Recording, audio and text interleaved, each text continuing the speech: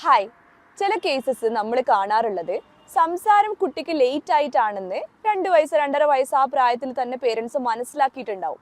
പക്ഷെ അവർ വീണ്ടും വെയിറ്റ് ചെയ്യും, സംസാരിച്ചോളും എന്നൊക്കെ കരുതി വീണ്ടും വെയിറ്റ് ചെയ്യും.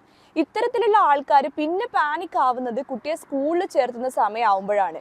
കാരണം ആ സമയമാകുമ്പോഴത്തേക്കും കുട്ടി മറ്റുള്ള കുട്ടികളെ പോലെ സംസാരിക്കുന്നുണ്ടാവില്ല. ചിലപ്പോൾ ഇതിൻ്റെ കൂടെ അസോസിയേറ്റഡ് ഫീച്ചേഴ്സ് ആയിട്ട് നമ്മൾ ശ്രദ്ധക്കുറവും ഹൈപ്പർ ആക്ടിവിറ്റിയും ഒക്കെ കാണാറുണ്ട്.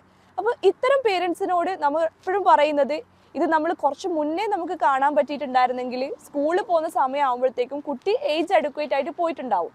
സ്പീച്ച് തെറപ്പി നമ്മൾ ഇത്രയും ഡിലേ ആക്കുന്ന സമയത്ത് ഇവിടെ ഒരു എക്സ്ട്രാ റിസ്ക് വരുന്നത് ലേണിംഗ് ഡിസബിലിറ്റി ആണ്. കാരണം പഠന വൈകല്യത്തിന്റെ ഒരു ഏർലി സൈൻ ആണ് സ്പീച്ച് ആൻഡ് ലാംഗ്വേജ് ഡിലേ. ഇത് രണ്ടും കണക്റ്റഡ് ആണ്. കാരണം അവർക്ക് അവരുടെ തോട്ട്സ് സെന്റൻസസ് ആക്കിയിട്ടും വേർഡ്സ് ആക്കിയിട്ടും ഒക്കെ കമ്മ്യൂണിക്കേറ്റ് ചെയ്യാനുള്ള ബുദ്ധിമുട്ടാണ് ആദ്യത്തെ സൈൻസ് ആയിട്ട് കാണിക്കുന്നത്. അപ്പോൾ നമ്മൾ ഇത്രയും ഡിലേ ആക്കുന്ന സമയത്ത് എന്ത് സംഭവിക്കും? അത് അവരുടെ ക്ലാസ് റൂമിലും അവരുടെ ലൈഫിനെ തന്നെ എഫക്റ്റ് ചെയ്യും.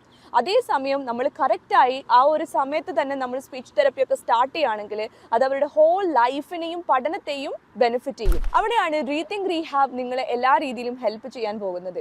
നിങ്ങൾക്ക് ലോകത്തിന്റെ എവിടെ നിന്നും നിങ്ങളുടെ മാതൃഭാഷയിൽ നിങ്ങൾക്ക് പറ്റുന്ന സമയത്ത് തെറപ്പി അറ്റൻഡ് ചെയ്യാൻ പറ്റും.